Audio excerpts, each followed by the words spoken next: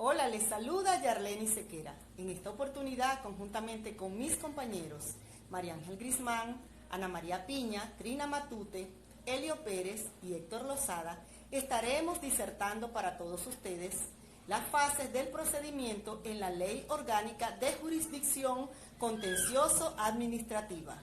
Sean todos bienvenidos.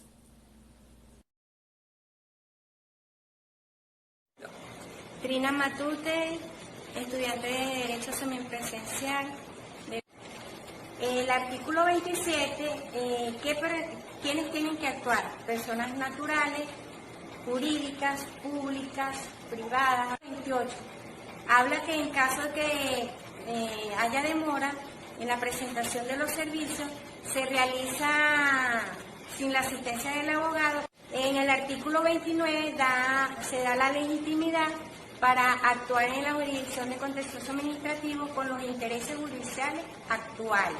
El artículo 30 se refiere que la ley de contencioso administrativo son órganos que conocen de oficios cuando la ley lo autoriza. El artículo 30 se refiere que la ley de contencioso administrativo son órganos que conocen de oficios cuando la ley lo autoriza. ¿Y quién lo autoriza? Bueno, por medio del artículo 31, que dice que los demandantes ante la jurisdicción contencioso administrativo se transmiten de acuerdo a la ley. En el artículo 32 hablamos de la acción de nulidad. Los casos administrativos efectuados de casos particulares a partir de los 180. Para el artículo 33 es muy importante porque aquí el escrito de la demanda debe tener identidad del tribunal, nombre, apellido, domicilio, correo, registro. El artículo 34, el demandante, en caso de no existir un tribunal donde esté, él va a expediente que lleve folio y sello. El procedimiento inicia en la fecha de presentación. El artículo 35, cuando la demanda se declara inadmisible, se tiene que tener la caducidad de acción. El artículo 36, ya para terminar, habla que es muy importante cumplir con los artículos 33 y 35.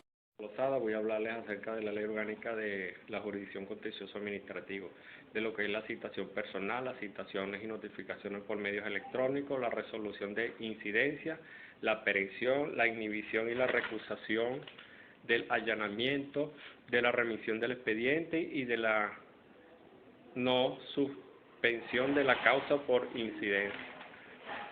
La citación personal se hará conforme a las previsiones del Código de Procedimiento Civil, a excepción de lo que es lo que está establecido en la ley de la Procuraduría General de la República.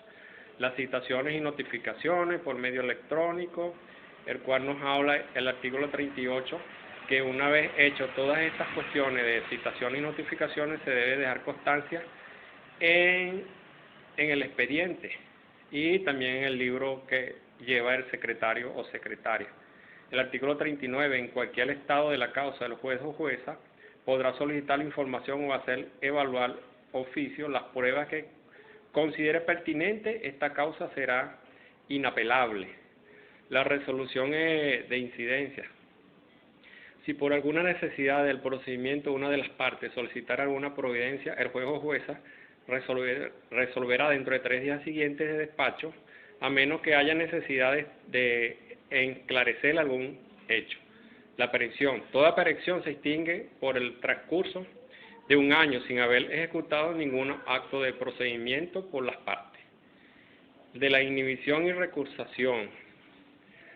Los funcionarios y funcionarias judiciales, así como los de justicia, pueden ser recusados por alguna de las siguientes causas: parentesco de afinidad dentro del 4º y 2º grado, por haber recusado el padre o la madre, por tener en alguna de las partes amistad íntima o enemistad, por haber manifestado opinión sobre el principal del juicio, cualquier otra causa fundada en motivos graves que afecten la imparcialidad. Tenemos también el allanamiento. El funcionario o funcionaria judicial o de justicia podrá construir en sus funciones, así en ello por las partes aquellas contra, según ahora la experiencia dentro de los 5 años de despacho. La remisión del expediente. Cuando hay una inhibición o recusación, se abstencia de conocer dicha inhibición. Ana María Piña, estudiante de tercer año de Derecho. Vamos a seguir dándole continuidad a la Ley Orgánica de la Jurisdicción Contenciosa Administrativa. En este caso vamos a hablar del artículo 47 al 56, donde está la inhibición y la recusación.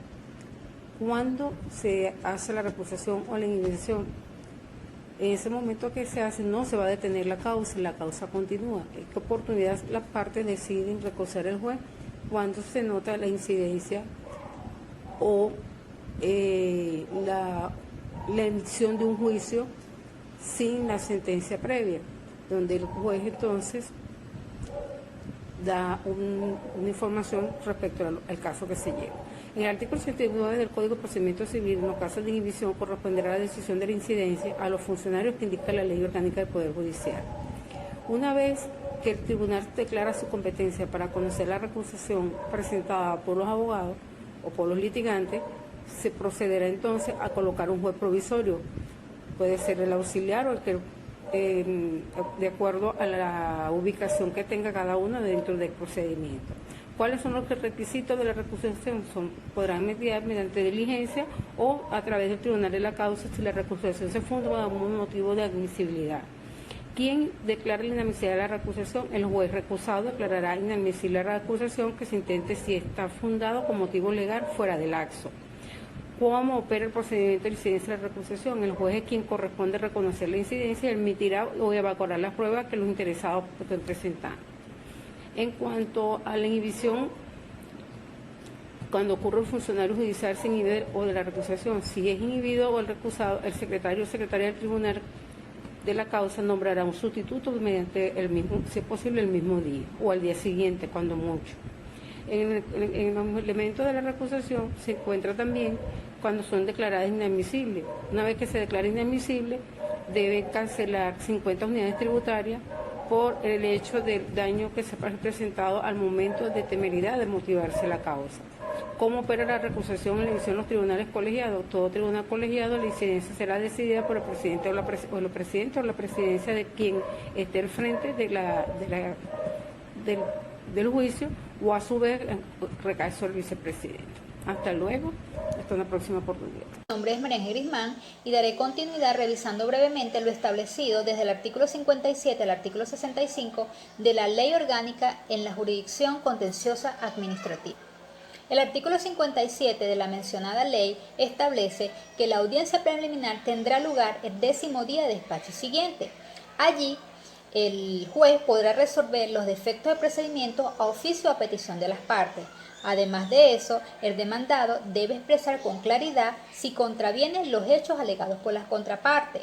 En esta oportunidad, las partes deberán promover los medios de prueba.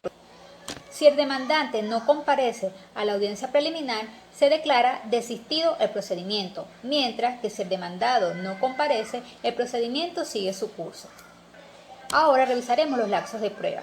El artículo 62 establece que dentro de los 5 días de despacho siguiente al vencimiento del lapso previsto en el artículo anterior, las partes presentarán sus escritos de prueba.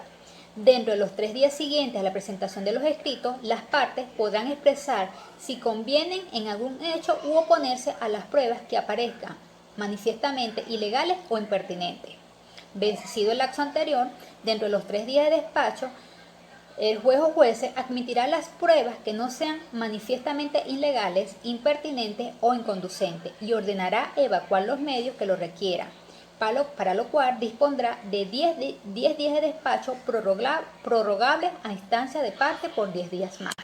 Con relación a la audiencia conclusiva, finalizado el lapso de prueba, dentro de 5 días de despacho siguiente, se fijará la oportunidad para la celebración de la audiencia conclusiva. En la audiencia conclusiva, las partes expondrán oralmente sus conclusiones. Además de esto, deben consignarlas por escrito. Al comenzar la audiencia, el juez o la jueza indicará a las partes el tiempo para exponer sus conclusiones, réplicas y contrarréplicas. Concluida la audiencia, el juez o la jueza dispondrá de 30 días continuos para decidir. Estos 30 días pueden ser prorrogables.